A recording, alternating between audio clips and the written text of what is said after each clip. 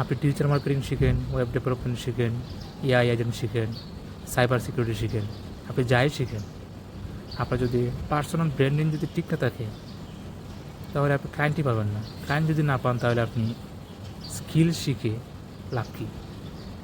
আপনার যদি 15,000 20,000 টাকার মতো চাকরি করতে হয় তাহলে এত টাকা খরচ করে তার সময় দিয়ে আপনার স্কিল শেখার মানে ছিল না। তো যারা এখন চিন্তা ভাবনা করতেছেন যে আপনি আইটি সেক্টরে আপনার কেরিয়ার করবেন, তার আগে আপনার মেন স্কিল শেখা হচ্ছে নেটওয়ার্কিং করার ক্ষমতা এবং পার্সোনাল ব্র্যান্ডিং নিয়ে সঠিক নলেজ থাকা।